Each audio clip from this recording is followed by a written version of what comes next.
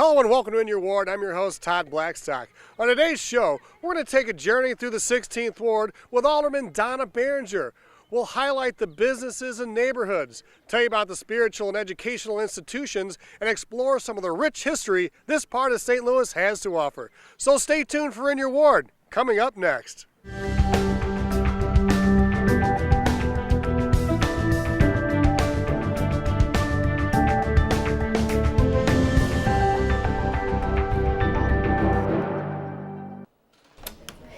Bye, June.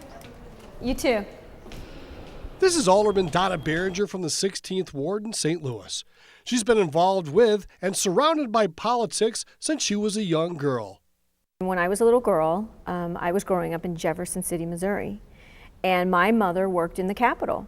And when we had days off at school, and if my older siblings couldn't watch me because I'm the baby, I would, by myself, take a city bus to Jefferson City Capitol, and I would go play in the Capitol with all the other kids whose moms had to work during session late at night.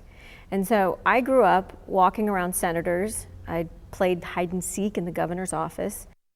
Baringer's family moved to St. Louis County, and she attended high school at Parkway West, where she became involved in student council. I ran for student council, and I became active in junior achievement. And so as things progressed, I worked for a community improvement corporation, and I was watching the elected official alderman at the time. He was watching me, and he just said, and planted the seed, that if he ever saw himself replaced, he thought I'd make an excellent candidate, and it's something I should think about. And that's how it all began, that I became the alderman of the 16th Ward. Alderwoman Baringer. Mr. President, members of the board, I request unanimous consent. Alderman Baringer was sworn in on April 15, 2003. She serves on many committees, including Convention and Tourism, Health and Human Services, Intergovernmental Affairs, Parks and Environment, Personnel and Administration, and Public Utilities. And as a member of the Board of Aldermen, she works closely with her staff and is very active with neighborhood concerns.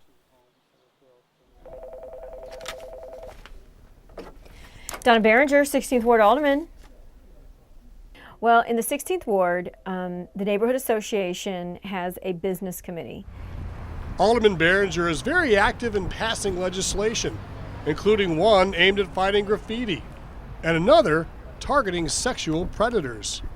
We had a pedophile who was running a business in the 16th Ward. And as a parent, I was very alarmed as well. So now in the city of St. Louis, if you want to open a small business, and let's say it's a business for children's birthday parties, we have to know that you haven't been convicted as a pedophile in the United States. The 16th Ward is located in the southern edge of St. Louis. The boundaries are Chippewa and Lansdowne on the north, Macklin on the east, Loughborough on the south, and just past River de Pere on the west is the city limits. Well, the city of St. Louis is most recognizable by its beautiful and eclectic neighborhoods. In the 16th Ward, there are portions of Lindenwood Park, Princeton Heights, Parkway Garden, and Villanova. It also has a large portion of Southampton and the entire St. Louis Hills neighborhood. Princeton Heights has been around for quite a while. I love going to their neighborhood association meetings because we count out loud how many are there, and I don't think I've ever been to one where there was less than 60 people at that meeting. So even though I have a little bit of the neighborhood, I enjoy the meetings because they're so full. There's so many people at the Princeton Heights meetings. They should be very proud. There's also an area of the 16th Ward west of River de Pere. And although the zip codes reflect St. Louis County, it's technically in the city of St. Louis. It gets confusing because, once again, the other side of River de Pere actually does not have the city of St. Louis zip code. One has Afton and one has Shrewsbury. And we have what's called Villanova, which is off of Chippewa Watson there, across from Shop and Save. And they literally have a split personality because half of that subdivision is in St. Louis County and half is in the city.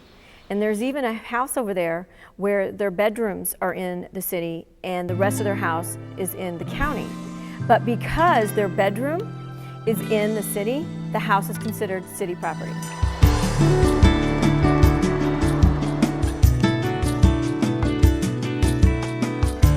I love Southampton is because what it reminds me of is obviously a small town, but the houses are close together. But it is very reminiscent of the first house where you have a lot of young families. And it's a very much a walking neighborhood. The other neighborhood, which really encompasses the majority of the 16th Ward, is St. Louis Hills. In St. Louis Hills, in the heart of it, is Francis Park. Francis Park is, we call it a jewel in our neighborhood. It's kind of the anchor, if you will. It is both St. Louis Hills as well as the 16th Ward. It brings people from all over. We get people from anywhere from 20 to 30 miles away that come in and utilize the facilities in the park and enjoy the 1 mile lap around the corner. In 1768, the land which Francis Park now sits was a grant from Pierre Laclede to Anne Camp. Later it was sold to George Clark, where it was barren hunting ground and widely regarded as a popular spot for moonshiners. In 1884, David Francis bought the land. He served as governor of Missouri, Secretary of the Interior under President Grover Cleveland, and ambassador to Russia during the Russian Revolution. He also served as mayor of St. Louis. Francis donated 60 acres of land to the city on Christmas Eve of 1916.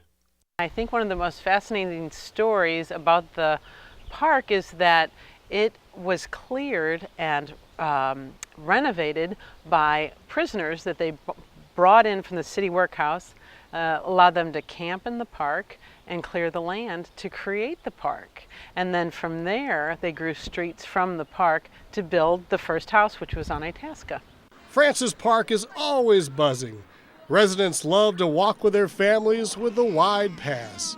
It's a great place to jog and play sports. The flower beds are beautiful, and the park is spacious and includes general picnic grounds. There are several ball fields, handball and racquetball courts, along with 8 tennis courts. It's home to many events like Run for the Hills. And let's take a moment right now to check out some scenes from Art in the Park. We have the car show, and we have jazz bands in the park. We have movies in the park now. You can't forget the Compton Heights bands. And so when you have that many people utilizing out and about, walking the park, and we all know you can see people at the park at 5 o'clock in the morning and you see people at midnight in the park. And these are people who are actually exercising or just walking their dogs. KFNS Fans 590 sportscaster Brian McKenna and his family live right across from Francis Park and enjoy the amenities it has to offer. I just love this area, low crime. We play softball, tennis, great neighbors. I wouldn't live anywhere else right now.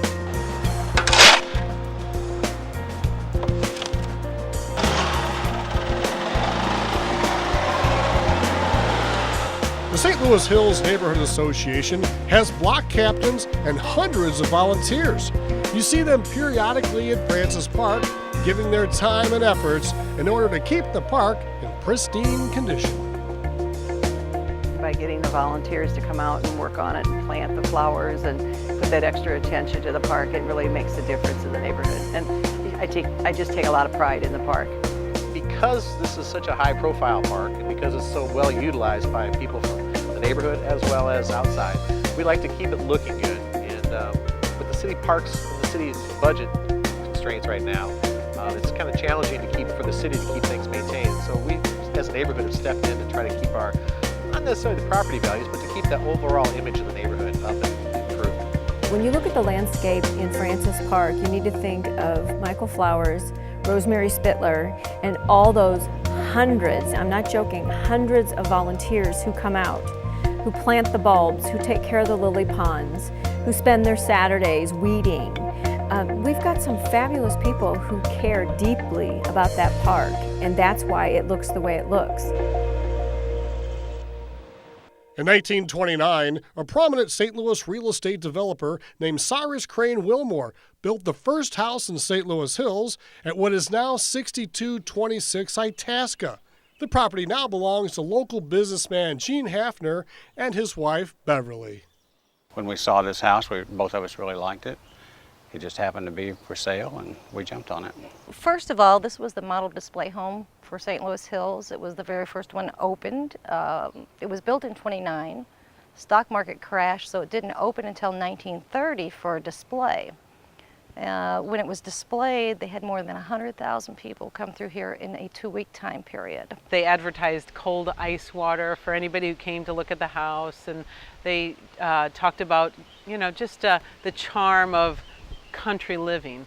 And Harry Truman was at the opening, Cyrus Wilmore, as I said, Mayor Francis, and many dignitaries. I mean, it was an idea to sell houses. And then the Depression came. This was not a good time. So this was really a great thing. Smack dab in the middle of the Depression, they had the nerve to build a brand new house and start a brand new neighborhood in St. Louis. So it did get the attention of the nation, and everybody was here. Mayors, dignitaries of all sorts, people who were celebrities at the time were here, and they had balloon ascensions, and it was gigantic. Ironically enough, there's an exterior door in each room in this house, speculating in neighborhood lore that this home was originally built for a bootlegger who could escape from police out of any room in the house. But unfortunately for the bootlegger, the Depression dictated the first owner of this house at 6226 Itasca. After the stock market crashed, Crane couldn't afford to pay all of his contractors. So the home was actually awarded to the Mikado family for payment due to them. Wilmore did rebound financially, and throughout the 1930s continued to build large, ornate, two-story Tudor-type homes on the north side of Francis Park around the Nottingham and Murdoch areas. But construction of these types of homes halted due to World War II, and bungalows and small worker-type houses became the norm. They didn't have very many workers to build the houses. There were so many men who were gone to war, so construction was slow. Materials were hard to get. But Wilmore was such a visionary and had so much appeal to people that he was able to build houses. They started to build St. Louis Hills, and then the war came along and they stopped. And then after the war, they began again. And then they waited until like the late 50s, and that's when you find the ranches on the one side of St. Louis Hills. Sometimes they refer to it as the estates. The ranch-style St. Louis Hills estate homes are nestled behind the south side of Francis Park around the Eichelberger and Childress streets. The styles of homes on the north side of the park may be different, but the builder had high standards which continue to apply to the whole neighborhood. Cyrus Crane Wilmore had what you call deed indentures, which most people don't know about, but when you bought your house, there were a set of rules you had to abide by, even if you didn't know they existed. I think the codes, the covenants, the rules, the regulations are very important. They're way more lenient than they used to be. They were much stricter years ago. There were people who would monitor and go up and down the streets if they saw anything awry. One thing you couldn't put in is a fence for years, decades. No fences were allowed. Well, that's changed. I learned the hard way that you cannot barbecue in the front of your house or the side of your house. That's one of the rules. You have to barbecue in the backyard. We police each other, as far as keeping up their homes and taking pride in your neighborhood. I think we kind of put a guilt trip on them if they don't. So